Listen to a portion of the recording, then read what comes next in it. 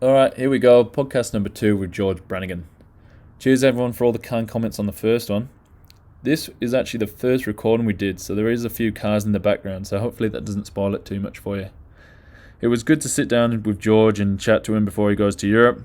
We talked a bit about his collarbone breaks, and we talked a long time about his edit, which he's just released. So go and watch that before this, so you can know what we're on about. And then we just rattled on a bit more about testing, what George is up to now, and how he's feeling going into the new season. Hope you enjoy it. I think you say this is maybe the second podcast you've done? Yeah, this is I done one. The first one I done was like 3-4 years ago. Yeah. I think it was during my collarbone injuries time. Yeah. So it was a wee while ago, but yeah, I haven't actually done one Not done. since. So All right. yeah. Well, let's see if we both start fresh. yeah. Kind of. Yeah, You it's can like pop my restart. cherry for me. That's all good. Um, Into it. Yeah. So was it 4 years ago? Yeah. Collarbones, because you did. How many did you did? Was it 4 back-to-back breaks, pretty much, or was it 3? I broke my collarbone 4 times in the space of 12 months. And was it alternate sides, or was it Same side, same exact spot. every time? So every time, Yeah, because I did mine. I think just at the same time as you, or maybe just after. But I went left and right side. Oh, did you? Yeah. Yeah, no, mine was same spot every time, and just big crashes every time. Yeah. Unfortunately. Well, one was So that bloody tree. True. Yeah, that was Yeah, the first that was first re-break. Yeah. Yeah, That sucked. yeah, and then every other one was just big slams because everyone Yeah. was like, "Oh, obviously doing something wrong." I was like, "No, Just huge. big crashes." Unfortunately, every time onto the collarbone, but Yeah. I hate it though, when you because do you think even if that collarbone never been broken, you probably would have broken in that crash anyway? That's what I'd said to people. Like Mm. some people, if they would say anything like, "Oh, you're obviously doing something wrong," or whatever. I'm like, "No, like the big crashes, they probably would have broken a healthy collarbone." Absolutely. Yeah, Well- it was a pretty traumatic time, but Yeah, and it's like you'd never broken a collarbone before that, nah, true. And then- yeah. and that was like me. I'd never broken collarbone, Mm. and it was my second or third ride back out, and I broke the opposite side. I think it was Right back out. your third ride, I think. Yeah, And I broke most, the other side. Most of mine were like that, like obviously the same one again, but was like within the first week or two Yeah. of being back on the downhill bike, and it would just be like something like a pedal catcher that would like normally if you just like rolled well, but every time Yeah. the shoulder. I always found it was Yeah. like with mine, it was just like they were both immediate stops. If you get what I mean. Yeah. You have like a that's it. massive crash, but you roll and you're sweet. Yeah. Both were immediate stop. The second one was I just front end wash, flipped bars, and I went into the front of a roller, and then Yeah. No, Yeah, mine so- was wasn't really immediate stops. It was more just like the first initial impact. It was a big one too. Each time was just the first initial impact was straight on Yeah. the shoulder, like Mm. not even getting an arm out. It was just always straight on the shoulder. yeah, Yeah. Well, I guess we've all been there with collarbone breaks. Mine was just pretty extensive. yeah, yeah. Pretty frustrating time. I felt Yeah, it felt was. for you at the time. I couldn't believe it when I just kept hearing them Yeah. coming back. After the fourth one, so after the third one, actually, I had surgery and got a rod put in it. Yeah. So you get it And then- inside the bone, the rod. Yeah. Yeah. So the surgeon drilled a hole in the outside end of the collarbone, and also in the break that kept breaking. He basically ground down all the old bone Scar tissue that tissue just kind of kept stuff. on Yeah. breaking and healing and breaking and healing. It was a bit fucked. So he ground that down, pushed rod through the middle, and then I ended up breaking again after that, like Yeah. 3.5 months after. And then did that bend the rod then? I Mhm. guess. Not too badly though. Like he was just like he saw the X-rays and was like it's gonna heal again. But So have you got it now that as time a I took bend 6 months off. 6 months Yeah, with the bent with a like, bend. rod Yeah. in it, and it's still like that now. It's slightly bent. It's Yeah. marginal. Like you wouldn't even notice. Yeah. Yeah. But it doesn't cause any problems now. Not That's at all. Yep. Yeah. Some days I actually forget which shoulder it was, which Oh, is yeah. good because Yeah. people always say with injuries. In fact, we've dived really deep straight into injuries. I know. I on thought that. this Yeah. podcast But first it's thing, kind but of probably how most of um, mine are going to go then. but yeah, it was just like I don't know. It's just you know with like big injuries, like people always say, like you kind of need to either like just a lot of time to Yeah. like, forget about, or at least like fall on whatever it was that you hurt to be like, yeah, I'm all good. Yeah. But yeah, for me, it's just been a lot of time that now it's like you forget, your body forgets. Yeah. So yeah, 100%. at that point now, I feel like 100% now, Yeah. physically and mentally. Well, that was the worst part of the whole process, was mental. Yeah, I think far. so. Especially in your position with, like, it's bad for anyone when you're like, oh, I can't go to work. Yeah. But I think in your Contracts position, are on the line. yeah, exactly. Especially when it's like been your career and that's what you've worked your whole life towards. Yeah. And to get to and to maintain. Yeah. Yeah. Felt like it was pretty much almost stopping it. It almost did. 100%. Yeah. Well, after any other injury, and a guy goes back to work, if he's a bricklayer, he's going to go back and be a bricklayer. Yeah. In professional mountain biker, you get Works. injured and you can't get back to the form. You're done. Really. Yeah, it's going to be tough. Like, it's, yeah. Yeah, a lot of sleepless nights, but yeah. But here we are, good now, yeah. sending it. Worked my way through it. Yeah, which is you've been obviously doing a few pretty big hucks lately. Recently, yeah. So when are we going to see this edit coming out? So I guess by the time this podcast comes out, the edit probably would have come out. My plan is, so what is it today? Tuesday. Yeah. The plan is for by the end of this week. Oh, wicked. Have it up on the internet. So Yeah, man, I'm excited. yeah, I had to pioneer a few big gaps. There was two that were really scary that I had to pioneer, For you. and a So few. that's like, Yeah, no one else has done No. them. Even still not done them yet. yeah. And then there was one that Potsy a few years broke his femur on. Yeah. And then there's a couple other ones that are decent, but yeah, basically scared myself a lot Were of they- times during this. Were they this all in the filming bike park? process. Or were they, was one at Cardi's No, as kind well? of all over the show. Yeah, Yeah. one was Cardi's, one was well, two of them were at the bike. Well, one I pioneered was at the bike park. The other one, Potsy's one, was also at the bike park. There was one I was going to do at Coronet, but that was like, it was borderline if I was even going to get a front wheel over, which I could have done that and rode it out. Yeah. But I was worried if I'd like case it real bad, it would have been like case to just all the way down this hill over the bars. It would have been like a huge one. No, yeah. It's do you know after the moguls on Coronet Downhill track, Yeah. there's like a tabletop into a left berm, Yeah. and then there's a right berm, there's like a little kicker, Yeah. and then after There's that one everyone about goes to 10 the right meters, of. and then there's that crest that you go off. Yeah. Yeah, the one everyone goes off the right off. So I was gonna straight line down through the tussocks and off that little kicker First one. all the way over the crest. Yeah, Yeah. but it's like there's not much of a kick on it, and I was like, I was doing all these run-ins, and I was like, if I even get a front wheel over is like the max. Yeah. So like I pretty much only hit gnarly gaps if I'm sure I have the speed. Whereas Yeah. that one I was like, What? I'm not very sure if I had the speed. Yeah, because it's The not. consequence was way too high. I don't know. Like, yeah, one of the guys, like, I don't know. There's probably a few people. I'm not great at following everyone, but obviously you Yeah. know, and you do most of these like huge gaps that aren't ever meant to be a gap. Yeah.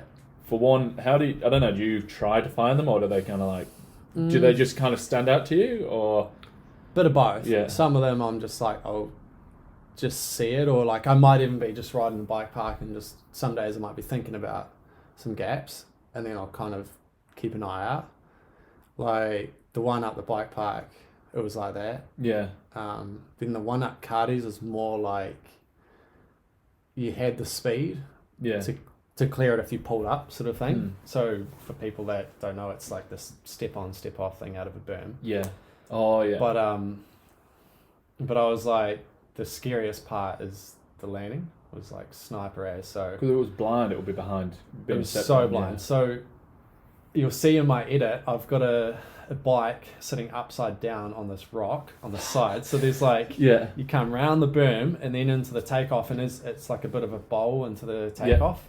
And as you come out of the berm before the takeoff, you can't see the landing at all. Mhm. But you could just see the wheels of the bike. Yeah. That was upside down on the boulder. So this boulder is the marking point of like, you don't want to go that way Okay. Yeah. to the left. But if I go to the right, I'm landing on the back of the takeoff for the next jump, if I go too much to the right, Yeah. was like a big ditch, like a hole, so I would have like just landed and just blown Rejected. up. Yeah. So, but then if I went left, I'm landing into a boulder that was like, it was like a meter tall. Cardi's is gnarly for that, Yeah. eh? They're like off the track is like gnarly, minefield. Yeah. Yeah. So that was like, it was like probably like a 1.5 2 foot wide pocket of where I could land, and it was, the length of the landing was pretty exact too. So like, it was gnarly. It was like probably I guess that was probably the more intimidating one. Like the one up Skyline's huge and it's big, very visual and hard, but and it's still blind, but it wasn't as pinpoint. Sorry, the one around GSD. Yeah. Oh yeah. Which is gnarly, but I reckon the Cardi's quad is even gnarlier. Yeah. Just because it was so pinpoint. Like when I was going into the takeoff, I'm like, I'm looking at like past the takeoff and not even looking at the takeoff. I'm just looking the whole time at the wheels of the bike sitting there, and I'm like coming around the corner, just like lining up and pull, and you'll see like each time I'm landing, like I'm pretty much like in the air, just like trying to put the bike exactly where it needed to land. Because if I was like half a foot to the left, even clipping a pedal, I was just blowing up. It was gnarly, yeah. But I was like stoked to take it. And you just run your like standard settings though. If you don't bother like, so you don't. No, that's pretty cool though. The only time I ever change my settings on my downhill bike is if it's like big man-made jumps. Yeah. Dream. Just so as people would know, just so your tires don't fold on the takeoff. Yeah. No, that's good to know because it was like, I don't know, just real. Yeah. Just like anyone can go and do it. You just need to be sure before doing that. You just need to have some massive balls. Fuck, I know. I was like, when I went and done it, I was just like, it's now or never sort of thing. Yeah. Like the more you think about that shit, the worse it is. Yeah. Because then you get a bit stiff and you like question it and stuff. But then my mate Albie, who's filming it, he posted, I think, an Instagram story about it, and some guy replied to it and was like, some guy that races, and he's in like racing in New Zealand, but I think he's in like Vic something, whatever mean. Yeah. And he was like, I fully thought that was like could be possible, and he was like, I'll have to give it a go next summer. It's like just thinking, I was like, fuck, unless you're like really sure, do not give it a go. Just dangerous gap. Having a look at it. Like, I encourage anyone, if they ever go to Padrona Bike Park, and there's they'll know there's like on the what is the Mile High, the flow trail, so that big rock roller left berm, there's a step on step off, so jumping the whole thing. If they ever stop and have a look at it. What do you reckon meters wise that could be? It's not crazy. What would it be like? How far is like here to that bush? It's like 10 meters, right? Yeah. But decent size. It's like if it's a tabletop, you'd be sweet, but it's not a tabletop. Not even, it's so blind and so like precise where you had to land. And I did have to go, like if you're just shelving the berm like most people did, you still wouldn't have a speed. You'll notice my line, I was like setting up high on the berm at the start and just making it one big arc so I could just carry way more speed. And that was pretty much the only way I was able to get the speed. Because you can't pedal into it. Well, like you say, I think it's one of those things like, well, videos never do anything the justice that they deserve when it comes to something like that. And I think if you just I filmed it and looked at the footage after, and I was like, it still looks kind of gnarly, but I was like, you just need to know. I wish it was real hard to get the angle right from the right hand side, rider's right. We needed like a big boulder or something to be up like above it, so you could see where I'm landing and see the rock and all that stuff, and needed like a wide angle lens. But we filmed it just like, well, the whole edit was filmed with a dad cam, but doesn't have a wide angle or anything, and like the size of it just doesn't do it justice. It's often like that with gaps. Potsy's said this before. He's like, it's frustrating because you shitting yourself for so long, and then everyone's like, oh, that's cool. Honestly, like scrolls to the next thing on Instagram. Exactly. I was like, fuck, that's like one of the gnarliest gaps I've ever tried. Especially when you're not sure if it's like, well, I knew it was doable, but you've just never seen anyone do it, sort of thing. Yeah. So that and the one, same with the one into like next to GSD in the bike park. That was I had to pedal from the road into it. Took the chain off and just sprinted like pretty much top gear. Yeah. Sprinted down the road as fast as I could. There's a bit of a corner, I had to stop pedaling. Sprinted again, and then like manualed over the roller, and then just picked up off the takeoff and pulled up as hard as I could. That's what I thought was so techy. Just cleared it. Yeah, that It was gnarly. like how you had to set up for that. It wasn't like a nice transition into the jump. It was like, for when the people see the video, it would, it's like manual over the roller and just because the takeoff's like, it's not even meant to be like that. So as you know, it had that little kind of little. Well, it was meant to be like a jump on. Oh, it was originally going to be like more of like an up box style thing, but it was never going to be like an up box. But so it had like almost like a small gap into a uphill slope. I guess, if you like. So it's not just a nice big transition into it. Yeah, and that for me, I was like, when somebody said you'd done it, I was like, but how? Like, how do you roll into that and then pull up from that? Exactly. That was over the bars thing when I first spotted it. I was like, how am I gonna? Originally, I was thinking like gapping from the roller into the takeoff and just kind of pulling up, like bouncing and pulling up. But I was like, it's just too much of a, just like an impact to bounce sort of thing. You need a throttle on that thing. Yeah. Exactly. So Walker was the one that was like just, Matt Walker. He was like just manual over the roller before. I was like, that's probably the best way to do it. Yeah. No, but when you watch the video, it's like you make it look again like almost too easy. You should make it look a bit harder. It looked too easy. I was like, fuck, like it's gnarly and it's big. And it was kind of good having not an intended hype squad there, but some of the boys are just like they're watching and just froth like when I actually get there. So I guess that kind of does it justice. But it's massive. And again, the run out from that thing, it's like not the longest running out until you have to hit a tight left turn. That was almost like equally as hard as the gap itself. I think the run out is much. It was gnarly, skill involved. Like once I was in the air and I spotted the landing, I was like, sweet. I'm like, good. And then instantly, when I was still in the air, I'm thinking about the corner after. I was like, as soon as I landed, because you kind of, it's like a bit of a rounded knuckle and then goes down. So I kind of like landed, bounced a bit when I already needed to be braking, and then had to brake pretty late into the corner. And then just made the corner. Because it drops away quite again. No, that was gnarly. And then I was just like, until I see this video, I could not get like, I just couldn't understand how you. Have I showed you the video? You did. I did show you. And I was like, nuts. So everyone will see it. Hopefully end of this week. Early next week. But a lot of them were gnarly gaps. Oh yeah. Absolutely. Potsy's edit that he brought out recently was. Do you see that one? That was a lot of it, like a compilation of all his gaps. And that had a couple. That had the one that. Where he jumps from Hakia back onto Vertigo, which he did. The one where he injured himself. And then poor Potsy. But I guess everyone can see it end of this week, and not just be on Pink Bike and things. Normal. Pink Bike and Vital, and just for the Europeans, just anywhere on like I don't know, whatever other websites they have there. Yeah, wicked. Should be sweet. No, we're good. Looking forward to it. What else is new? Saw you yesterday in the bike park, and you were trying the O-Chain. Did you get many runs in the end, or? Only got 2 timed runs on the O-Chain. I guess this is just something that, like, I don't know, sponsor-wise if it matters or not, but I'm just testing for my personal use to see if I like it or not, and I'm still going to take it to Europe and try it and ask the team if it's all good to run or not. Sweet. Bearing in mind if I think it's beneficial or not, but seemed pretty good. For people that don't know what O-Chain is, do you want to just... So O-Chain is basically just something that allows your cranks to be kind of floating separately from the chainring, which in theory, like what it actually does, stop pedal kickback. So some bikes, that's why I hadn't tried it, I hadn't even wanted to, because I know my bike's probably one of the better ones for not having pedal kickback. Like every bike, even common cells with a high pivot and idler wheel and stuff, I think still even have pedal kickback.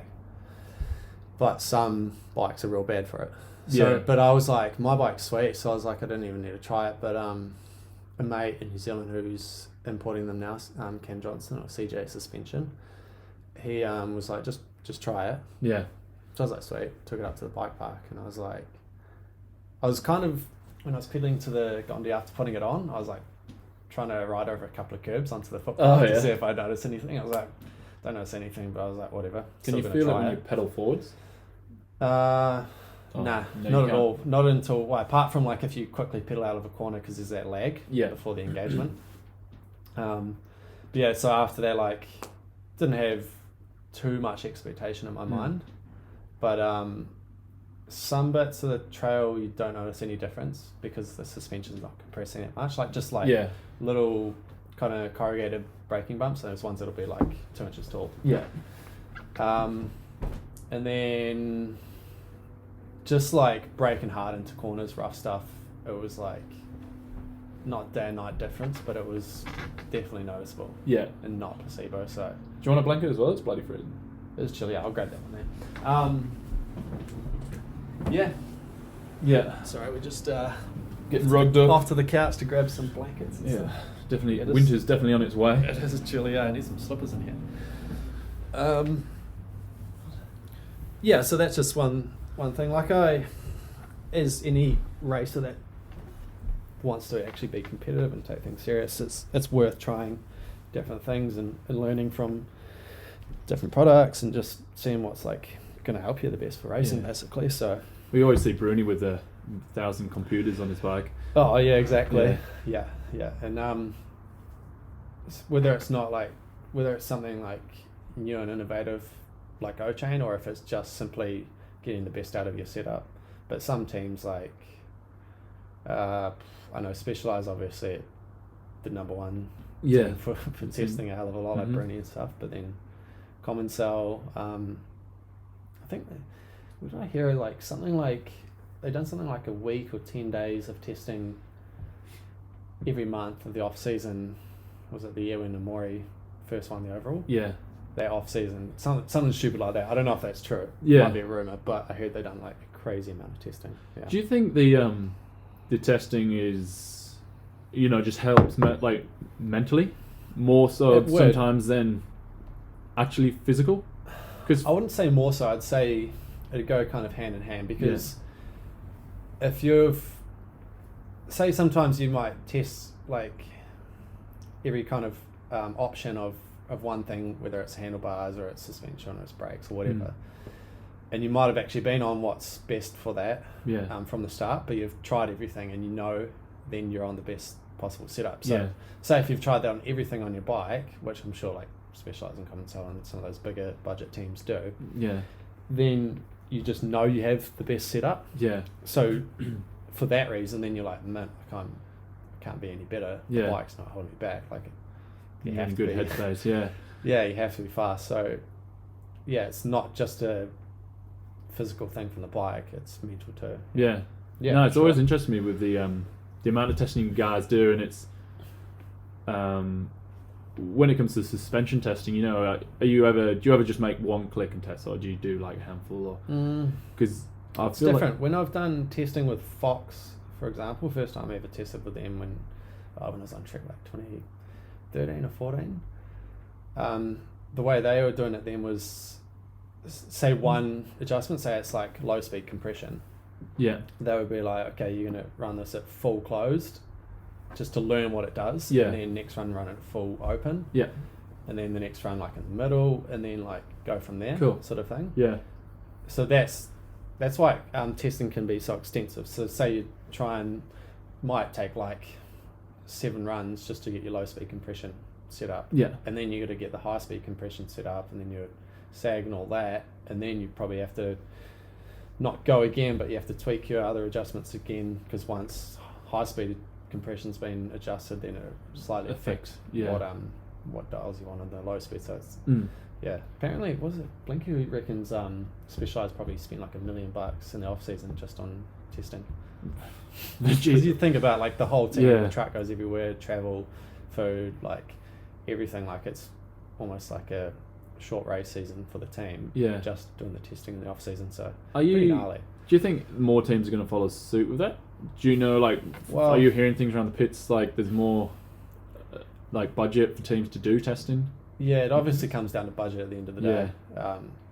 So it's always going to be It's just like people say, like downhill's like the Formula One of mountain biking. Yeah.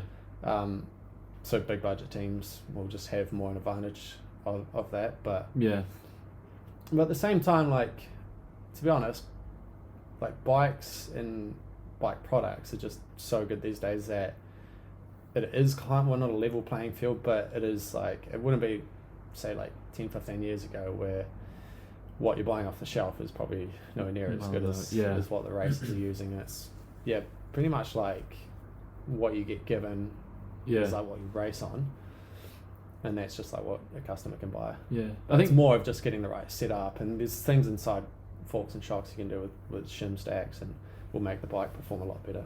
So things like that. There's a lot of those small, like say with CJ suspension as well. He's gonna be the sort of dude, if you want to get a bit more technical, even as like your weekend warrior rider, he can help you. If that's what you're interested in, if that's what you love doing, tweaking your bike, you can find people like CJ to help you twiddle away.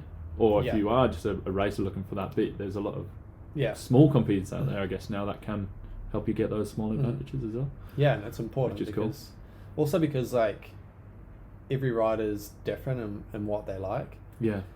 Not just with suspension, but bike setup in general. So like, say one guy wants to run, say just for argument's sake, some guy likes 220 rotors because it has a lot of bite in the brakes, but then like me personally, I don't like that because it's just too instant, too on off. And say if you're like riding like a loose dry track, you're locking up the wheels way too easy and you're not like riding smooth. And so I don't personally like that, but some people do. So you just have to try lots of different stuff and figure what's best for you. No, it's cool because there's so many variables as well. I think when it comes to the day, that testing is just, I don't know, it's insane. It's almost a like big process. But the other thing is like, you don't know from one run sometimes either. Say if you're like, you might have just had one good run and been like, oh, that kind of felt good, but some, say running like a bar width or whatever you're trying, you almost need to spend like a good few runs or a good day on it. So I'd say those teams probably, say they're trying like a different tyre or tyre compound, will probably almost spend a whole day just testing that. Because otherwise there's too many things you're changing and you just like, you almost need to get like an average speed for each setting. And you just can overthink it too, and just like it's too much of a rush and you just head fuck yourself. So it's a long process if you want to do it right, but most teams can't afford that really. I imagine. Have you started doing any testing with the team yet, or will you do that when you get to Europe? No, so when I get to Europe, I'm obviously flying in 2 days, and we have a like 5-6 days of riding, I think it is, for a team camp in Schladming. Wigan. Frothing for that. Are will there be a few teams out there, or it just sounds like I think I saw pretty much everyone's going there. By the sounds of it. So Eddie and Walker, their whole pivot team are going. I think Brooke and the Mondraker team are going, and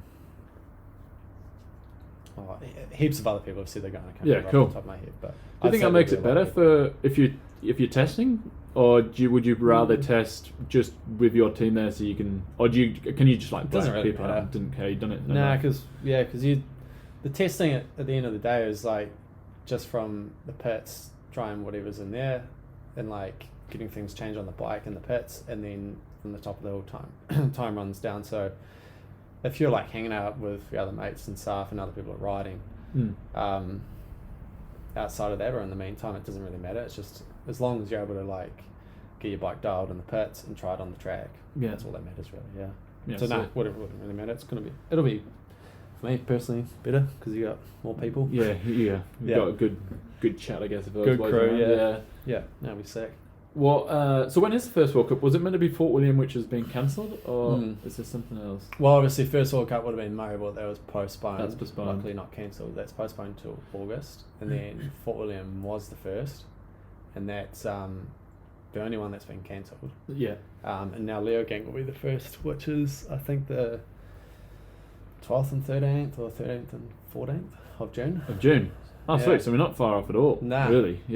Like just over 2 weeks away. So that's the first one, and they've announced they're going to allow spectators too, like a limited number of spectators. Cool. But Yeah, so that's just a good sign. What Things are getting better. did you get sort of like a bit of information on how things are going to be regarding the coronavirus situation there? Because like we kind of forget about it. Yeah, and you fully just forget about it. The only reason why I've been thinking about it is because I'm going there real soon. But not kind of like for certain events. Like I got an email from EWS the other day. I'm doing 3 EWS. Oh, wicked! Will these be your first ones? Yeah. So they sent an email saying like just some of the entry requirements and that you need a COVID test, or probably will need a COVID test before going there. Is that might be able to get one on site, but they're not sure yet. Sweet. So you got to sort that out yourself before you get there. Probably, yeah, by the looks of it. But now, like, I have to have I just booked in a test today, actually, to get a COVID test before flying. Yeah. Yeah, I have to have one to enter Europe. Yeah. And been trying for ages to get a vaccination. Just before coming here, actually, I got a vaccination. You got it. That's why I just been. Oh, right, wicked. Medical centre, got the first vaccination, and hopefully can get another one in Europe. Yeah. It's the same test, same vaccination, sorry, as what we have. Yeah. The Pfizer one. So, yeah. There's quite a bit of stuff, but like to do with COVID and like complying with all the rules and stuff. But it seems to always change. What? So you got to wait 2 weeks to get the second injection? Is it?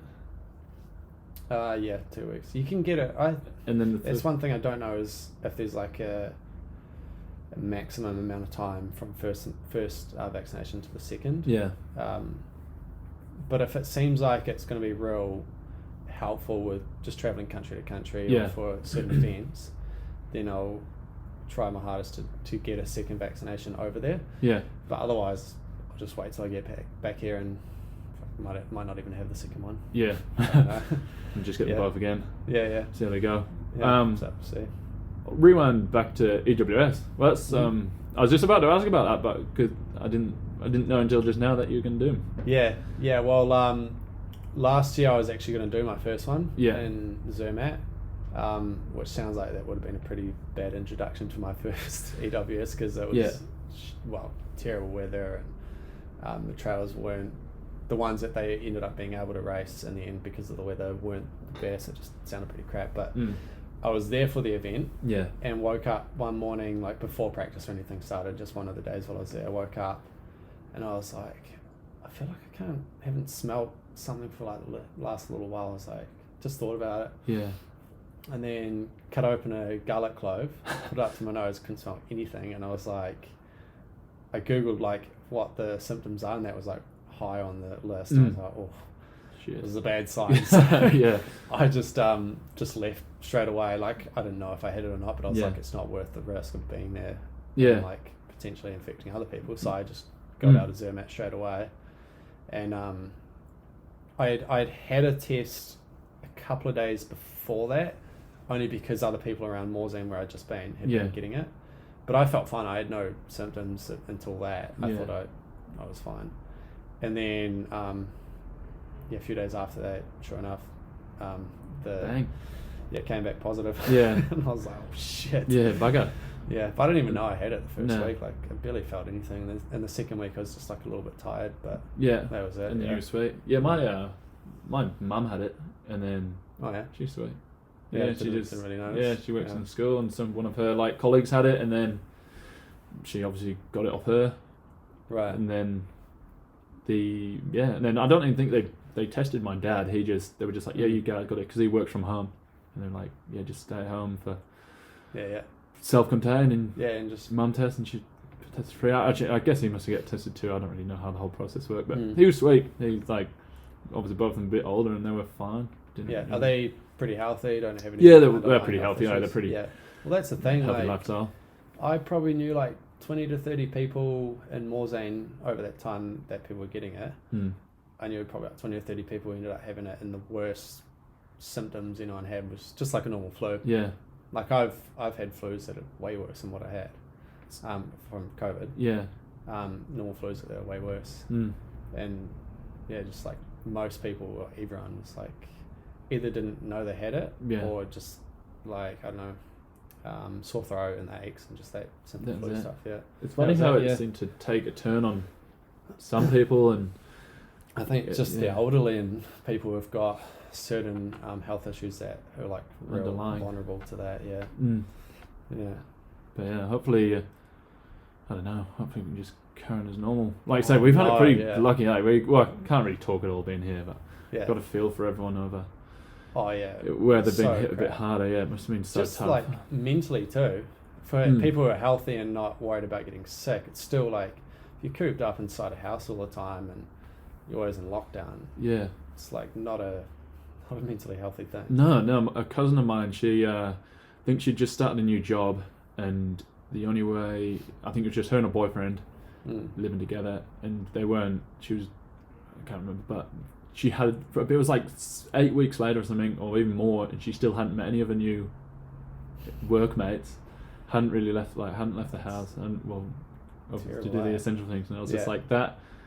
The freedom that we've had, and I don't know, I couldn't even imagine doing that. Yeah, and you kind of you just take it for granted, don't you? You forget about it, but and you look at the lockdown we had. It was like this weather. Really. It was sunny.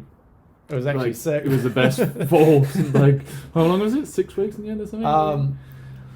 It was 4 or 6 maybe weeks. It was 6 weeks actually in the end of full lockdown, and then after that it went into level 3. Yeah, and eased off, and you could go out and about then basically. I loved it, but everyone loved it because it was like. I guess if you're like a small business owner or something, it probably wasn't very nice. Oh yeah, stressed. You know, if you lived like in a flat with people you weren't really mates with, it would probably not be that good either. And but like heaps of us boys were all just like our flat. There was 4 of us, good mates, all living together. And it was sick. We just had like the best time. Yeah, we always joke about it'd be like awesome to have another lockdown. I think they should make like a national holiday of it.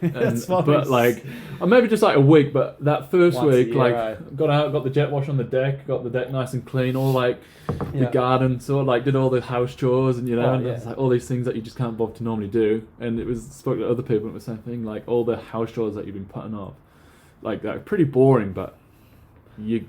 It's just nice good to knock them out. Do that and have heaps of time. You're not like rushing it. You just cruise. But we just like more just I don't know. There was nothing we had to do. You didn't have to worry about training or being fit or whatever. Like we still got out and rode pretty much every day. Just within our bubble, just went pedaling and we're fit. But it was just like you just wake up like late and be like, what are we going to do today? And I don't know, cruise, just watch the weather was bang on as well. Yeah, the weather was man. Yeah. We just went riding and just watched movies, and my mate you obviously know Jamie Lyle, but people listening, mate got a Nintendo 64, like the old ones. Yeah. Jamie got the Nintendo 64 sent down with Mario Kart. Wicked. Yeah. And we played that like all the time in the evening. We used to I think 2 nights we play like a drinking game with Mario Kart where you always done the exact same track, and whoever lost on the race has to scull half a beer before starting. So like as soon as it says go, you scull a beer and everyone else like takes off. Yeah. And then you're like from the back playing catch up. But if you've played Mario Kart, you know that when you're at the back, you get all the better things when you go through those stars. Yeah. You get like better things to take everyone out. So it was just like it was fucking funny, and we just had like huge nights from it. We were like absolutely written off playing Mario Kart. Well, the first day of lockdown, it was my birthday. Yeah. And Lucy, girlfriend, she'd put on. Oh no, she just organised like the best lockdown party ever. But it was just like the 5 of us in the house, or 4 of us in the house. Yeah, and it was just wicked, man. But it was same for us. Pretty rough. But it's so funny. Yeah. But yeah, I've not played Mario Kart for years. Yeah, it was just like I think I was the one that was like, you should try to get it sent down, because I remember like quite early on when I got to know Jamie through riding, like just as mates. He was obviously in Paraparam, I was in Hawke's Bay, which is like, I don't know, 2.5 hours away from each other. Yeah.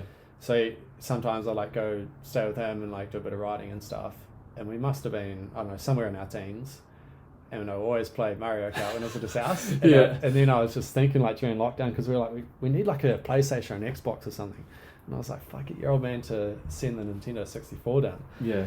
And it was like the best thing. It was so much fun. I wonder how many Xboxes, PlayStations, Netflix subscriptions got like bored. Oh yeah. Oh no, it was like that first week of lockdown. People would have gone hard. Yeah. I'm thinking actually during quarantine, when I fly back home in September this year, I'm going to get a Xbox or a PlayStation. I need something. Yeah. I don't know if you can just get people to drop stuff off. I think you can. Yeah. And yeah, I might just get someone to drop it off. Should start like a rental service for the hotels. You rent them. That's actually quite a good shout. All right, you heard it here first. Yeah, rental service for lockdown. It's actually quite a good shout because so many people, you just get sick of like just watching movies every day. Having like an Xbox or something, just play games would be sweet. What should we call it? I'm gonna go with that. No, I'm sure Eddie Masters can come up with a good name for the company. Xbox Rentals. Xbox Rentals. Yeah. Wouldn't get Cool back to quarantine. Yeah, But- photos. Yeah. That's a good idea. What? Yeah, because it will still be quarantine when you get back. How long are you away Yeah. for? 3 or 4 months. 3.5 months. Yeah. And then 2 weeks quarantine. So by the time I get back to Queenstown, Yeah. will be 4 months. So what's the race schedule in total? So you got the 3 EWS. You're doing all the downhills. Crankworks and Hardline. Where? Oh, and Hardline. Yeah. Yeah. Cool. Hardline's welcome. Yeah, So- I haven't been for 4 years. 2016 was the only time I've done it. It was Yeah. the first time I've done it. And then obviously 2017 I was injured. Mhm. And then 2018 still injured. 2019 I got the invite again, but I was like, I completed the whole season of racing healthy, and Mhm. it was the end of the season. I was like, fuck this, I'm just going home. Yeah. I think pull the pin out. If you're not feeling it, get out. Yeah, it was just more that I was like relieved to just be like done that much riding and racing and just be like healthy at the end of the season. I was like, I just want to go home and just be healthy and chill. Yeah. I didn't want to like take any risk going to Hardline. Yeah. Just also because I hadn't hit big jumps for about 3 years, like even Dream Track up Pretty there, like intimidating. and I was like, I just don't want to like, I don't know, be a little bit out of my depth at the time and do something stupid and be hurt and then, well, fuck's sakes. I think it's good to hear somebody like you say that about, we all know how gnarly you can jump, and then to hear you say that about Hardline, I think puts it like in a good perspective of how it is. Yeah, well, the first time I went, I guess I've been riding big jumps quite a bit, and I was really confident and comfortable with it, so that helped so much. So when I was there, I was still shitting myself with some of the jumps, but I was quite confident I could do them, and I wasn't like being like, oh god, like I don't know if I'm gonna be all good. But it's just like any new big jump, you just get that kind of like buzz of like learning it. But the thing is with Hardline, you've got like 10 big features to learn in like one day. So you just like session a jump and then migrate down to the next one, the next one, the next one. Yeah.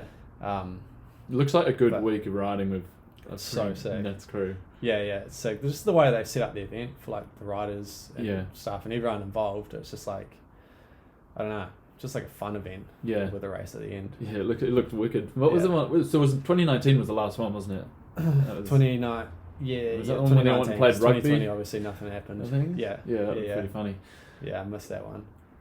A bit of drinking was going on by the looks of it. Yeah, I'd imagine. That, but I was thinking, I was like, man, I can't imagine being hungover and going and hitting jumps like that, and not just the jumps, but like the run-ins to each jump was like pretty gnarly. And that's what makes it so hard. That race. And well, the bits that we don't really see, like the more technical middle sections, how do they stack up to? Well, the thing is that like they're technical, but more like quite fast and burly technical. Yeah. The thing is, if you had the technical sections on their own, or the jumps on their own, if you like separated them, wouldn't be that bad. But it's the fact you've got like quite a gnarly technical section straight into like a big jump. Yeah. That's what's quite gnarly about it. When you put the two together, that's what makes it way gnarlier. Yeah. So if you had those big jumps with like a mellow, easy and like consistent, just like rolling, then wouldn't be that bad. But then you're like pretty out of shape sometimes going into like a massive boot, and you're like, because it's often wet there too, being in Wales. Yeah. So it's gnarly when you combine big jumps with big like gnarly technical sections. Yeah. I think. Do you think you could see a series of that if they had like more event? What? Because I watched that. I'm like, series, but like another one or two. Yeah. Maybe. To me, it's almost like the pinnacle. I might be wrong, but personally, I'm like, this is kind of a bit of like a pinnacle of. Yeah. Because it's not even the fastest guy win. Like, the fastest guy does win, but I don't. It's a different skill set. Yeah, to World Cup downhill. Like, I'm sure if you got like Amaury Perrion or like Bruni there, they'd probably still be in the same position. Yeah. But you have riders that are like I want to say not Craig saying Evans. Bernard's not up there, but he's just like super comfortable with big jumps, and you can just tell when he's riding that he's just like in his element. Yeah. So like certain riders are almost like not better with that, but it's just like it suits their style a bit more. Well, yeah, like I just said, Craig Evans for me was when he won. I was like, I think that's when I was like, this is what I want to see more of, because I'm like, Craig's like the guy that there's so many guys capable of top 10 World Cup position, and then it's getting that win is like the next thing. Whereas for that event, and then like seeing, I don't know, Craig win, I was just like, it was sick. That is outrageous. I would have not. Yeah, even though he's very capable of the win, he wouldn't have been my money. You know, if I was to be a better man. The weather did help for that. Yeah. But he's been there like a few times, and he is like just dialed in big jumps. He's just a sick rider. But you watch his bike skill, and it's just like he's like, even there's like that gamble section he has with Bryceland, and even like his Instagram stuff he puts out. He rides a lot of BMX now, but he's got to be like one of the most like technically skilled dudes on two wheels. Like like. Well, that's the thing. That's what kind of like, I don't know, like brings out the best in certain riders like that, and they do. It's an invite event, so they do pick the right riders. Yeah. Like if there'll be some guys that will get like top 20s, maybe consistent top 20s that are just like absolutely pinned, like in the World Cup races, and just like pinned as. But when it comes to big jumps that are like quite dirt jumpy sort of ones, some of them are. Yeah. Will just like not shit, but they'll just like shit themselves anyway. Just not be comfortable. Which is fair enough. Yeah, exactly. Whereas hardline's more of a case of like, you have to be skilled and you have to be fast, but it's also just the full confidence thing, like being comfortable at that. Yeah. So if you're like able to ride all those big jumps and not be like shitting yourself and thinking too much about it, then you'll be fast. Whereas like just a pinner on like fast, natural, rough terrain, might not really shine in that event. Yeah. Do you think so like cool. It's just unique? So I guess like the chilled out week into which probably is quite good. Because imagine if you had like a gnarly tense week and then you're like, oh, at the end of this I've got to. Yeah, exactly. Or if the result really mattered, sort of thing. Yeah. Too, and you had pressure and all that, would just make it way gnarlier. Yeah. So it's a good thing that they do that. They make it like a chilled vibe, because I like racing World Cup stuff. There's a lot of pressure and a lot on the line. Yeah. So if you add that into like a real gnarly track, then it's maybe a little bit too dangerous. It was already dangerous when I was there. Like by the end of, I feel like we had 2 practice days, and I missed the first one because I had like some gnarly migraine. Only time I've ever had a migraine. So I missed the first practice day, but second day went up, and then by the end of that day, I think half of the guys were out. There was, I don't know, 20, 25, maybe 30 people. I can't remember how many of us. I think it was 20 or 25 people. Yeah. Yeah, by the end of that second day, half of the people were out either from like a snapped bike or an injury. It was gnarly, yeah. And that kind of like, I don't know, brings you back to reality. That like, it was pretty savage. Yeah. Event. But I was like, once I ticked off all the jumps, I wasn't as like sketch out after seeing all those injuries and stuff, because I was like, sweet, I've got through all that. Yeah. Most injuries were from like testing all the jumps and getting comfortable and learning it. Yeah. From a purely like spectator point of view, what I like the most about that event is that you look at that track and you go, I can't ride that. Yeah. How often that's the thing. That's what I was going to say. Leah Gang, and you get like your average rider, or not even your average rider, but he's like, he could go top to bottom of that track. Yeah. He might do it slowly, but he can go top to the bottom, which is sweet. Exactly. And that's awesome as well, because it means that your general public can go and do exactly what the professionals do. Yeah. You know, there's no like middle, but hardline, like I say, it's that pinnacle, and it's like you cannot just be a good rider. You have to be insane. A very good rider.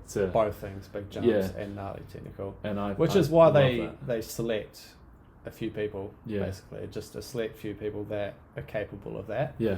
But it's just a very different style of riding. So like you say, it's like some people just won't be able to ride that track. Even some of the World Cup guys they'll be able to ride it, but they'll be pretty dangerous. Yeah. They're not, just because some people just don't ride big jumps. Like luckily in certain places, especially here in Queensland, as you know, we've got Dream Track. Yeah. And you're just able to hit big jumps on a downhill bike. But like that's the thing with World Cup racing is like, you know, people always complain about tracks are too easy, but it just brings another element of technical and difficulty because you're going so fast. Yeah. So most tracks you'll be able to get down, or like even an average rider will be able to get down most of it anyway. But it becomes technical when you start going like 50k an hour over some rough terrain, especially even if you're reaching up to some of the trails. Some of the races where the speed trap was over 80k an hour. Gnarly. 80k is fast. When there's like loose rocks and stuff. Yeah, when you're not on an asphalt road. You're on a dirt track. You ever been 80k an hour on an asphalt road? That's fast. So I think it was either 75 or 80k an hour was like the fastest speed trap, and it was at Montsanam where they've got that real fast but just straight down the ski piece. And you just come out of the woods, like step down into a berm, and then you've probably got like a good 300-400 meter section that's just straight flat out, and it just like goes at the first bit. The ski piece is a bit flat and it just drops away, and it's scary fast because there's like this one rut that's kind of like carved in, that's probably like a foot wide maybe of like where you want to keep your wheels, maybe even less than a foot. And on the side, because it's like if you know Montsanam, it's just like it's real rocky sort of terrain, so there's like loose rocks all over the side. And it's now that's like chewed out a bit and a little bit rain rotted, it's fucking terrifying when you're going like 75, 80k an hour, and you're like, if I'm offline, it's just, you like hit a rock and you just blow up. It's gnarly. And then you duck back into the woods and well, you got quite a big bit to like get on the anchors and and break up into the woods, but then after that's straight into the woods and a bit slower. I always quite like the even like Peter Maritzburg. I like how involved the mechanics then have to get. You see all like the bike tweaks to try and make the bikes faster. Oh, for that, I like, you know, if every track, I think there was, I don't know when it was, but I feel like it was maybe because every track seemed to be a bit, you know, just like flat out and boring, and that same sort of thing, right? But I quite like, I like having a mixture. I think because at the end of the World Cup season, what's the point to find the fastest downhill racer, and and it's got to be the person that can do everything, you know, like that. And that's what outstands me when you have like Bruni and Danny and whoever, and they're like every single week they're within a second of each other, and every single week the track's so different. And you're like, how can you be like, you guys are almost like the same rider? Like that blows my mind. How. But I think it just simply comes down to like everybody's fit, and everyone's got the skill, and it's just it's not like there's a maximum speed, but the perception of how fast you can ride a section with all the top guys is like, it's so similar. Like you just know how fast you can ride it, and that's why everyone's like, there's pretty much a limit on each section of track. And those top guys are getting on that limit, and because that's pretty much as fast as you can go. So that's why there'll be like those few guys just so close from one track to the other that they might be very different tracks, but there's still like a limit of how fast you're going to be able to ride it. But then there is tracks that are like Peter Maritzburg that are real physical and like a sprint sort of track where you got to think about like tucking and pumping and all that stuff, and bike setups very different, but still the same thing. That like South Africa, it wasn't my favourite track to watch, but like I say, as far as like seeing what the mechanics do to the bike, all the different tyres, they run like semi-slick and semi-slick, something it's like cool, and I like that. And then you go somewhere else and it's a more technical track, and you got to see the bike goes back to kind of what they'd normally ride, but then you get the riders have to do all the work. But I just like seeing tracks when there's good line options. Even if you've got a real cool track for the riders to ride, if every rider comes down to exactly the same line, I'm a bit like, I'd like to see when you've got two guys that ride a totally different line, but the time trap says they just did the section at the same, the same speed. Exactly. And I love that. And it is a hard one unless you've got like a full like they would in EWS, like Yeah. tape a brand new section and it's slowly getting cut up and new lines are forming, then you'll see new lines being ridden even in the race. Yeah. But like, I feel like downhill races, it's just so, I don't know, like everybody's really good these days that everybody's able to like read the terrain and know where the fastest line is, Yeah. even if it's like a minute difference. Yeah. Pretty much everyone's on the same line, even Yeah. if there is lots of line options. So there's like one section, saying like Val di Sol, for example, there'll be a section with like 4 or 5 different line options, but most people will be on the same line. Yeah. Because you just know what's going to be the best from riding it fast, entering it fast, and exiting with good speed. Like everyone just has that ability to know how to ride it. So they might build trails with line options, but it doesn't mean everyone's going to take all the options. Yeah. Well, it's like, it's obvious you're not going to take a line that's twice the length and around the outside when you can just Exactly. Yeah. So, but no, I love it when you do see. I don't know that. Those sections they're quite rare, but there's a few tracks there that do have those ones where people seem to for sure just go all over the show. And it is like there's always. Sometimes it's a case of there's different line options, but they're not really. One might not be much faster than the other. It's just more of rider a preference. case of a rider preference and what you feel more Which comfortable. I like to see that. Like because you want to, you get to get a good feel for the rider's style then. Yeah. And you see like the preference and what they ride, whether they're railing outside or just hooking Exactly, inside yeah. or like whatever. Yeah. But no, it's cool. But yeah, so what else we got? So we got Rebel Hardline, EWS, World Cups, Crankworks, yeah. Surf trip in Portugal in between. Oh yeah, you get one of them in every year? No, not normally, but you don't. We just figured like it's going to be a pretty jam-packed schedule with all those events going on, and Hardline is in the middle of I think a 5 or 6 week gap. And say if we go to Hardline, then there'll be like Eddie and Matt Walker and a few of us that'll go to that, and then probably after just go for a trip to Portugal. Just to like, if it's a full-on season, there's a lot going on, you may as well have a little break in between and freshen up just to keep yourself sharp mentally, mainly for the rest of the season. Did you get out on the board much this summer over here? Did you get many trips? It's never as much as I'd like to. No. Like I've been surfing for years, but just only like a handful of times a summer sort of thing. Yeah. So. Because where are you originally? Did you say you're from? I'd like to do it more. From Hawke's Bay. Yeah. Is that coastal? So it is coastal, but not all of it. Like I'm from kind of inland a little bit. It's like a 10 or 15 minute drive to the coast, but the beaches that we normally surf, maybe it's like 25-30 minutes sort of thing. So I didn't like grow up on the ocean like surfing all the time. Yeah. I only got into it because a couple of mates like were into it. Yeah. I just started learning, and then as probably lots of people do, learn on a board that's like too small for them. Just thinking, whatever, I'll just pick it up this way. And took probably like 2-3 years of that until I was able to even like consistently stand up on waves. So it's just like you just don't learn on a board that's like a little potato chip.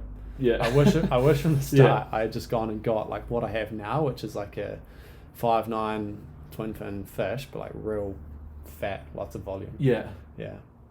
But you live and you learn, don't you? Exactly, yeah. And then when now you can go to Portugal and jump into it. Yeah. Yeah. I'll get a buoyant short fish. Been nice and warm there, not like the bays around here. Oh man, a lot warmer. I mean, it gets kind of okay through February here, doesn't it? But still won't catch me with a still not with a wetsuit, no. Yeah, for sure. But it's been like, I guess, more motocross this past summer, or? Yeah, I've been. How many times? I must have been like a good handful of times, maybe even 10 times this summer. So a little bit more than normal. I normally go like a handful of times, 5 to 10 times sort of thing this summer. But where did you end up finishing in the race the other week?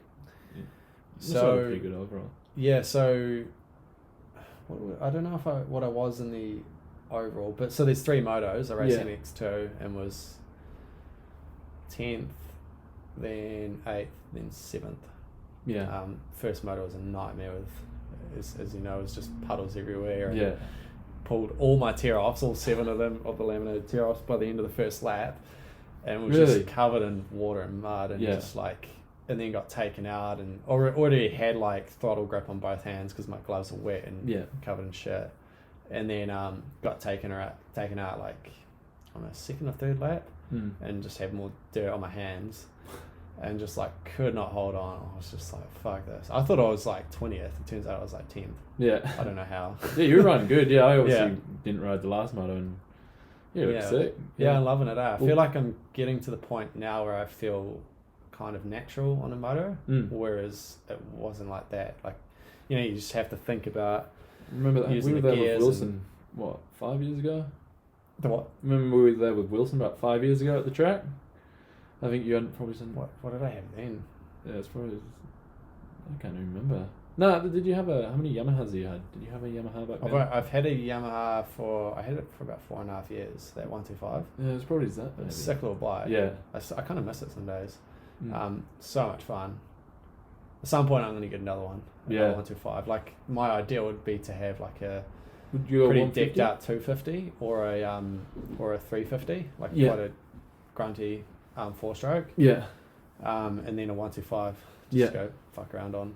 But yeah, I think in terms of like riding, while I've progressed a lot, I reckon riding XR100s has probably been like the key to me feeling good on the moto, Yeah. because you're able to like muscle it around, but Mhm. you're still learning how to ride a moto, because you know on Yeah. a moto it's all about technique, like Mm. body position, like using the throttle and brakes and clutch and all that stuff, all within like all fluidly together Yeah. and without thinking about it, but you're not so fatigued. Yeah. in XR, yeah. I reckon that's what's helped me the most. All right. So XR, Yeah, put right. that on the list. Yeah. Everyone in Queenstown Yeah. rides them. So. Yeah. It's So- a New Zealand mecca for XR hundies. It is actually. There's probably more here than Honestly, I bloody reckon anywhere. I probably missed more that. than any place in New Zealand than all these XR100s here. I missed the race the other week, but how many was that? Was Oh, did you miss it? yeah, it was about Oh, 30 or so 40 of you ended it. It was like a full Must have bloody been about national 30 gate XR100s, start. yeah. Yeah, well, it's probably about 30 little bikes, and I'd say about 20 to 25 of them were XR100s, and then Yeah. there was a few like TTR 125s, Yeah, things like that. There's so many of them here. yeah, Yeah, it was sick. yeah. It was bloody It was almost the event of the year. yeah. I'd say shame in I missed it. Queenstown. Yeah, that we did that Um, just before lockdown last year. Just before. Like, Yeah, probably a few that was it. It days was like before, it was like the wasn't week. Yeah, it was not long before lockdown last year we did it. Yeah. And it was like funny times when you look at it now and Yeah. we could Do what we want, eh? pretty much How come you missed it this year? I was just working, Oh, yeah. Yeah. Right. just working. Made the after That party. ultras now. That was Yeah. it, yeah. You'll see me there. Didn't miss that one. Nice. Uh, Sick. I was thinking, I didn't want to dig back too much, but I was just thinking, when did I first hear of George Brannigan? And it was 2012 when you got second at Half Gel Oh, behind yeah. Stevie, and then there was Nick Yeah. Beer as well in fifth, Yeah. because it was you guys. You were all on Da Vinci at the time, and I was Mhm. I think that's the second time ever that one team has had 3 of their riders on a podium. yeah, And the only other time before that was the Santa Cruz when they had Greg Minar, Steve P, and Nathan Rennie oh all yeah, on the podium. really, It's the only other time it happened. I don't know if it's happened since. they I feel done it like with with Santa Luca, Cruz has or- probably done that with like Loris, Greg, and Luca. yeah, I feel like they might have. Someone else, I think one other team's done it Yeah. once again. not to, I don't want to sound bad, but you kind of expect those guys to do it, whereas Nick and you, Yeah, to be fair at the time, were that was definitely my first top 10 too. was it Yeah, straight to I'd second? been having a sick season and like on the cusp of doing well. Yeah, That's what I felt like. Like Yeah. I qualified top 10 one or two times before that, and just had like just a bad race from like a mechanical to like just a slide out or whatever. yeah, But I've been like getting like top 15s and stuff like all the time, and I think I was sitting like 14th or 15th in the overall. Like I've been having a pretty good season. yeah, And that was only my second year elite at that point. And then in Halfyell, I was just frothing the track and just like things were clicking real well that weekend, and qualified third.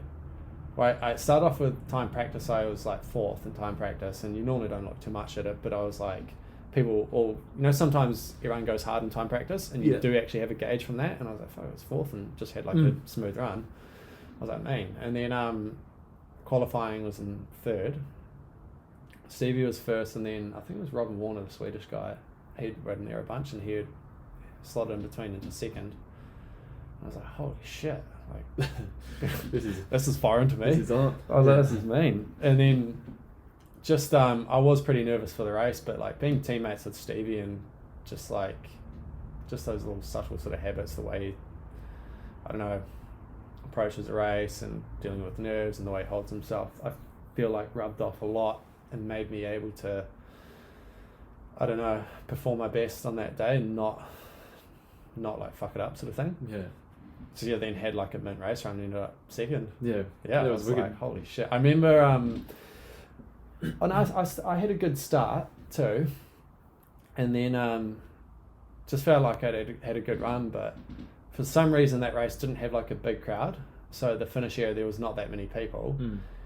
And I remember coming around the last corner, right where, at the time there was no bridge jump, but that year when Josh Bryson broke his foot on that bridge tabletop jump, and I remember coming around that corner, and then because you just had like pretty much just a quick sprint to the finish, like two flattish grassy corners. I remember coming around the corner. Before that, so back up. Before that, like the crowd was not making any noise. I was like, oh, fuck, like I'm obviously not. I'm like way off, or something like that. And then came around the corner and looked up, and I could see the board with green. Yeah. It shows your splits. Yeah. And I was green, and I was like, what the Dig, fuck? dig. Just sprinted to the finish. Yeah. And then still, I slotted like, half second or a second. No, I think it was over a second up on. Was it Greg? Whoever, I think Greg Minot was in the hot Greg got seat. third, maybe. Yeah. And it was quite funny going back and looking at the live feed. Obviously, as you do, when you've like had a good result or a good day, you tend to remember good things, don't you? Yeah. And I remember so vividly watching the live feed, and Claudio and Rob Warner commentating, and it shows the first split, and I was already like 0.5 back at the first split, but I was like quite bad at the start there anyway. Yeah.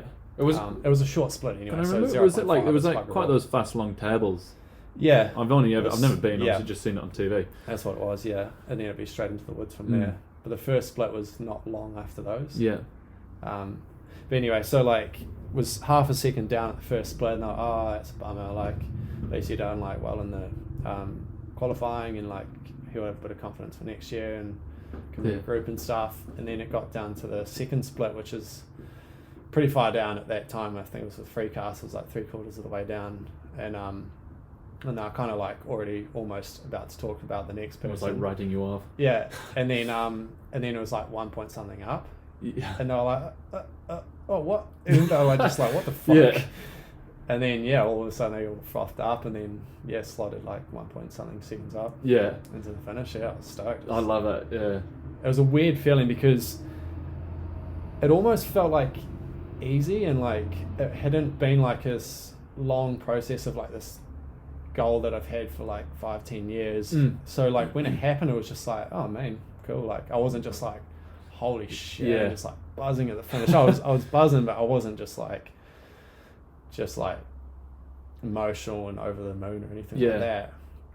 Because I guess also, so when you're riding good and when you have good results, it normally does feel like it's kind of easy, because you've just like everything's clicking, and it's like you're not fighting the bike, everything just like works. Yeah. So like like I said, I didn't feel like I had some amazing run, but sure enough did. And then I finished, and I was like, oh, that was pretty mean. Yeah. I was like pretty stoked, but I was like, it wasn't like, say if I was to do that now after having like done it for like 10 years or over 10 years, and like knowing like how sick that would be to be second. Yeah. I feel like it'd be a lot different now. Yeah. So just at the time I was like, let's say second year elite comes, it's quite a it was fast just racing like, podium. Exactly, yeah, because the year before that I was not doing that great. Yeah. So were you on was like my best result. Were you on Da Vinci the year before as well? Mm-hmm. Yeah. Yeah. Did you come up through juniors on Da Vinci? What was your... No, so I first year junior I just went over to Canada and did 2 World Cups. Yeah. Just as privateer. Went over for like 3 weeks. 3-4 weeks, whatever it was. Went to Whistler. Like a mate of me were doing the same thing. Went over to Whistler and rode for like 5 days or a week. Just like get over jet lag, get up to speed and stuff.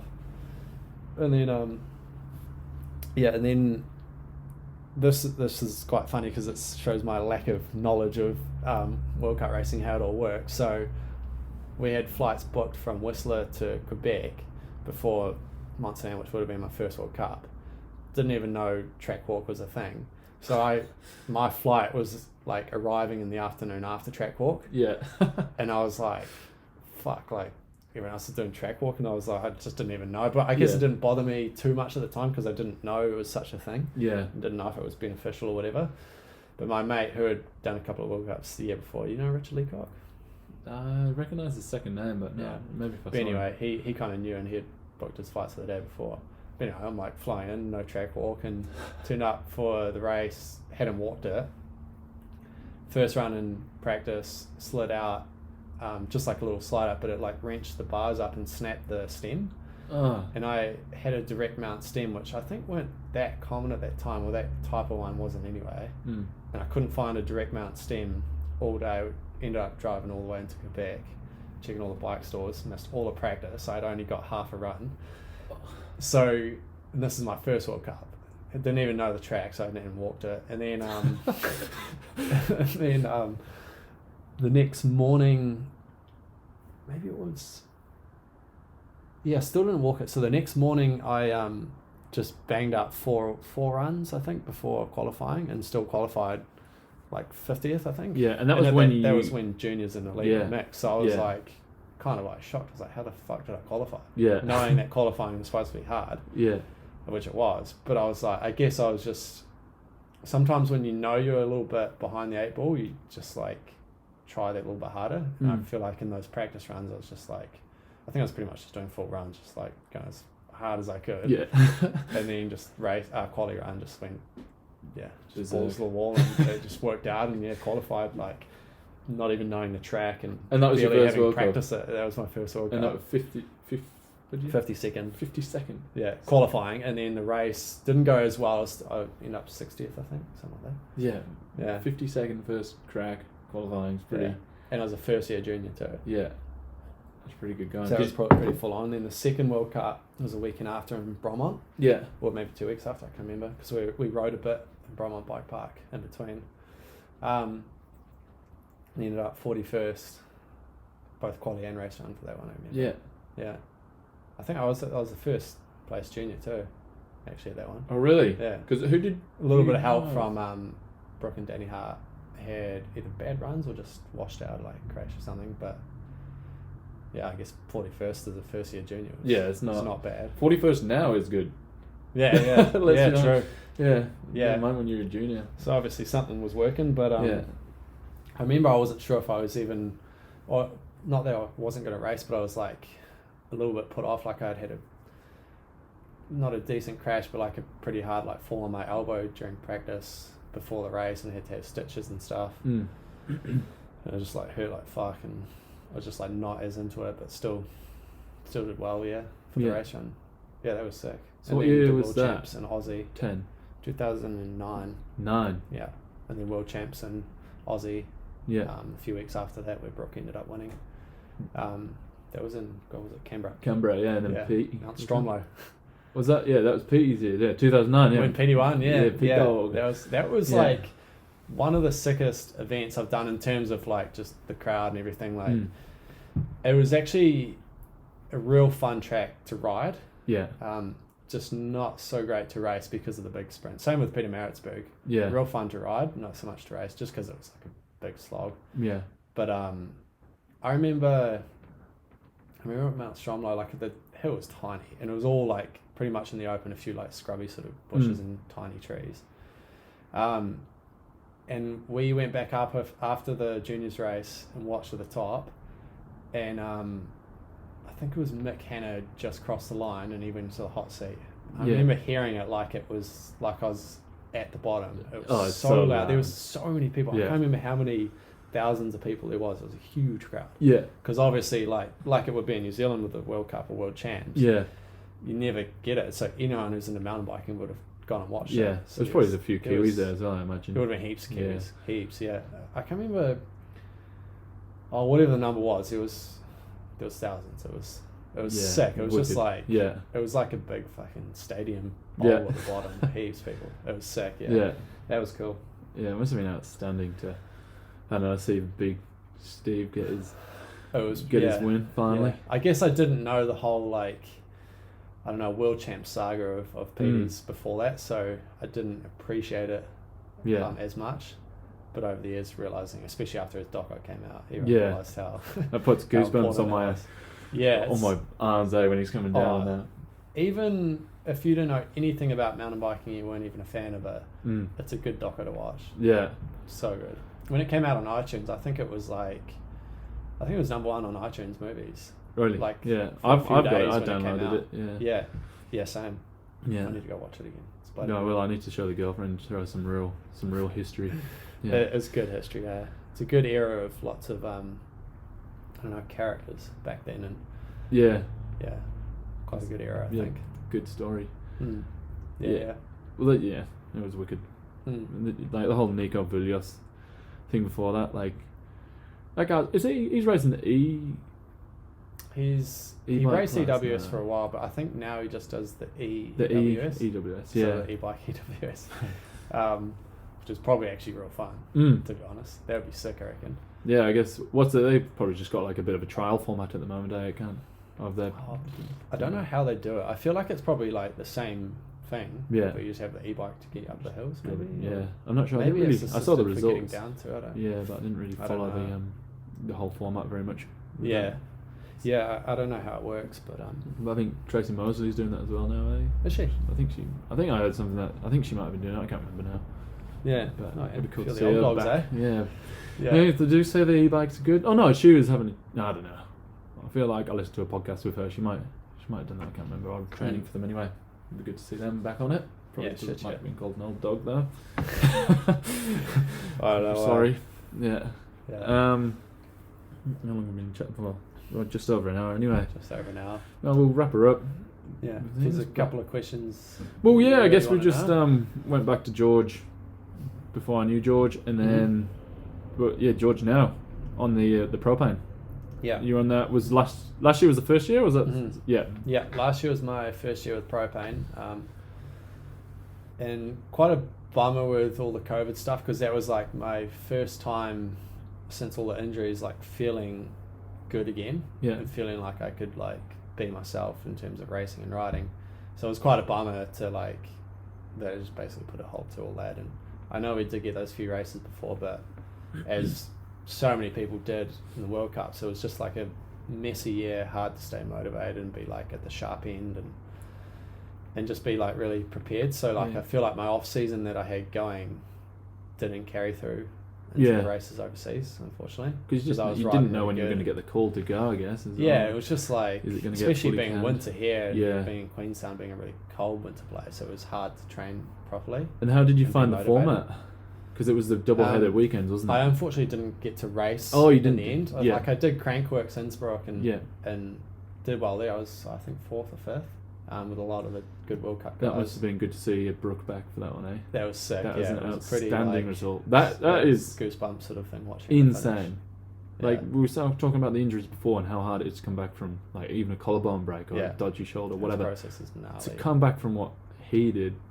That quick too. That is... Well, just the thing of hearing, he would have heard from the surgeon being you probably won't be able to walk again, let alone race professionally like he is. Yeah. So just testament to how mentally strong Brooke is. Yeah. But for anyone who hasn't watched that doco, go check it out. I think it's on Red Bull TV, right? Would be the number one place to find it, but pretty inspiring. It is. But that event, seeing that all just happen, unfold, and being there. Yeah, because you're obviously pretty good mates with Brooke as well. You guys are on track to get. You're probably mates before that, but obviously been teammates just as well. Knowing each other through riding, from pretty much when we started riding. I didn't know Brooke before that. Yeah. And then obviously we've just known each other for years. Since we, must have been 13, 14. We got to know each other just through riding. Yeah. And then you've been Yeah, through a so bit, not- I imagine, Yeah, overseas. we've both been through our big injuries, but Yeah. that one for Brooke was But now, a big one. yeah, no, it's good to see you Yeah. bounce back quickly. But I think it was kind of good for him to like.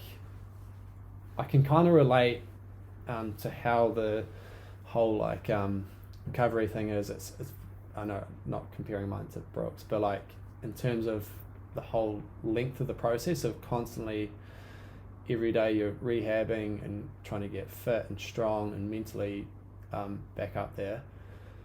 It takes its toll. Yeah. And it's like a long process without a break. I know he didn't have a break, so his whole goal was to like get to Crankworks, and I feel like for him it was probably like that was achieved, and then he did those World Cups and World Champs after that.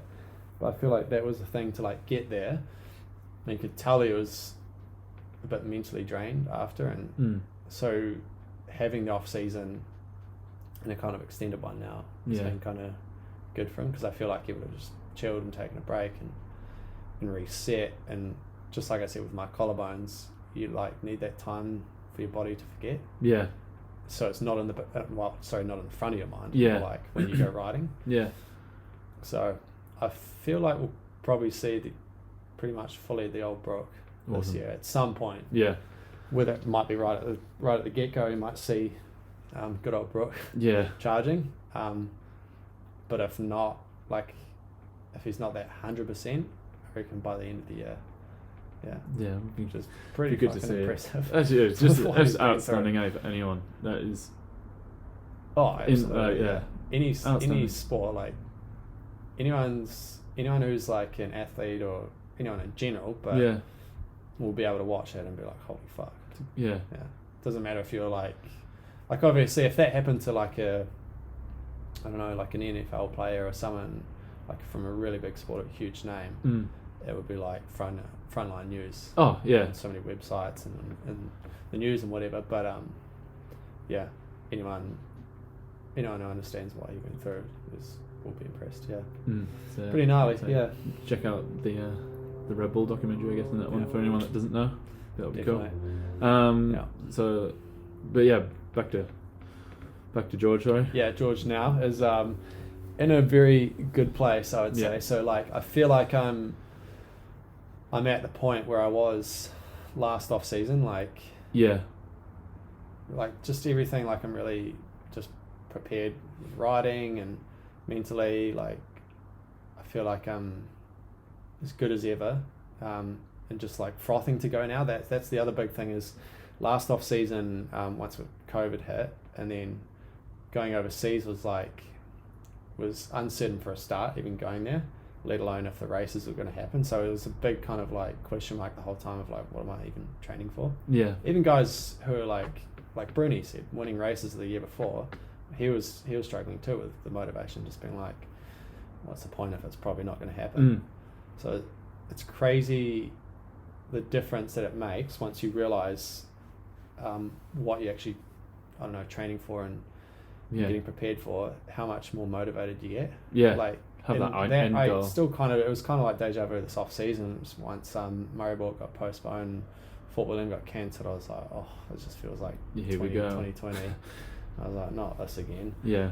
But then in the last like 2 to 3 weeks where it feels like things are definitely going to happen, it's like just like had this full like spark of motivation come back, which is sick because I'm like frothing now to go overseas. Whereas not that I wasn't frothing, but it was just like that same sort of like blasé feeling of like, oh yeah, going overseas, don't know if it's going to happen. But now it's like I'm like frothing to go to Europe. Okay. So it'll be good to I see. feel good. You've also got the new frame. You were on the old frame. So the new frame for this propane season. Rage frame, it's still not released, and I rode it from the start of when it was like the first batch of prototypes. And it's gone through a few changes, basically just carbon layup and a few bits in the link, and but pretty much like in the way it works is the same bike I've had from the start. But now the frame I'm on, I'm pretty sure is the production version. But yeah, that's what I'll be racing at World Cups, and just like I've done a few time lapse up Skyline and full laps, and just I don't know, just noticing, like remembering how I used to ride section versus how our sections up there versus how I'm riding now. I just feel dialed, which is like a mint feeling before going to Europe. The bike just looks a bit more like a finished bike with moving that shock just works mint, to the other side of that. So that was Propane's main thing. Was to move the shock in front of the seat tube instead of behind, because not so much in terms of how it works, but they obviously worked on that. Since I'm making a new frame, they may as well improve how the bike works. But I feel like I know that was, from what they said, a big put off for lots of customers. As a customer, they're worried about rocks and grit and mud and shit getting directly from the back wheel into the shock. It wasn't as bad as people thought, because not that much mud actually gets in there. Because it more so hit like the link above the shock or the seat tube. But it was a big put off. But the new bike now is dialed. It's like like the kinematics work a lot different, even though it's a similar linkage, but it's way more supple off the top, way more progressive, and it has a slightly rearward axle path. Somewhere between like a high pivot common cell, for example, or like a bike that doesn't have a rearward axle path. It's somewhere in between, I think. Which is just meant for rough stuff. I remember actually going back to the old bike a bit during the summer, and I'd done like a little bit of riding and done one race with it, and going back I was like, which is already a mint bike, because I remember the first time I jumped on the old Propane Rage, I was like just at home straight away. So I was like, that for me was like a big confidence booster, going back to that one after having been comfortable with the new one, and being like, not that it was actually, it has lots of strong points, but it was some things, basically just rough stuff. I noticed how good the new one is.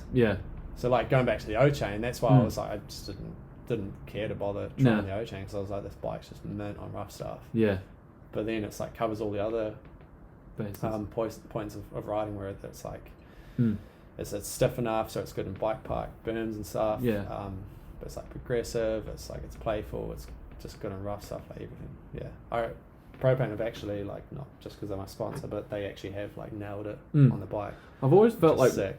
I don't know, when there's been a couple of bikes when you jump on them, I don't know, you get your timing right, George, because the Commensal, when you jumped on the Commensal, they went to that high pivot one, or they maybe had it a bit before that. They had it the year before, but then it got a bit more dialed, I think, when you got it, and that was sick. And then you got the GT, and then you got that. And they went to the new one. They went to the new one, and then Propane, and I was like, I actually quite liked the look of them, but I wasn't crazy, because again, that whole shock behind, I was like, now they've changed it, put the shock on the other side of that seat tube, kind of, if you like, and then it looks like it's sick. Well, that's like the design that they're going for across the board with all of the full suspension ones.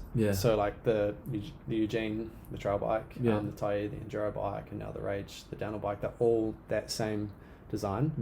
But that's like you were saying with timed it well. It's more that's always been pretty much my priority. Is a good bike, versus say if I was going to get paid like 10 or 20 grand more somewhere at a different team, but I knew the bike was maybe not shit, but like not what I'd be comfortable on. I would have happily taken less money, but to then ride a good bike. I guess it goes hand in hand. Always been priority. It does. If you get a shit bike and get paid more, well, you probably ain't going to be worth the same the next year if you've rode terrible. So after your contract's up, then you're not worth as much. So it's worth it. So if you have a hunch that a bike's not good, or if you don't get on with a bike, if you've had the privilege of testing it, then you're silly to take the money over a good bike. So I've definitely had options with bikes that I've not really got on with. So like with the GT, I knew that they had the new bike coming. But the funny thing is, GTI was actually, that was my only option. So Common Cell had dropped me only because of like fair reason, because they wanted to keep Amori on Common Cell, and he wanted to get off the B team. Not B team anymore. It's the 100% team. So that was the only way to keep him on to keep him on Common Cell, was to put him basically in my spot. So I was like, fuck, like I was gutted, but I was like, fair enough. Yeah. And I only had two options, which was Mondraker and GT at the time. But Mondraker went with Brooke, so I was actually left with GT in the end. Yeah. But I did know that they had the new bike coming, and they explained like the kinematics, how it's supposed to work, and what bikes it's similar to, and all that stuff. So I was like, I knew it wasn't going to be, maybe I didn't know if it was going to be like an amazing bike, but I knew it wasn't going to be bad. Yeah. So I was comfortable with that decision. Commons, I knew it was a good bike. Trek, when I went there, obviously a good bike. And now with Propane, I got to test their bike the end of 2019, and that was like straight away highest on my list. Propane, because of testing it. Cool. I tested it. It was funny. I had found out from GT, after them having told me basically all season they wanted to extend my contract by a year. Found out the Wednesday evening before snowshoe finals, they were like, sorry, but we're not re-signing you. Oh.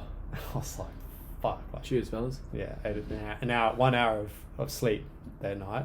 Before the final? Before practice, or before the first day of practice, and I like couldn't ride. I was just fucked. Yeah. And just so stressed and just full of anxiety. It was horrible. It was a shit week, like worst World Cup race I probably ever had in terms of headspace and enjoyment. I hated it. But that week I was trying to basically speak to any other team that were looking for a rider.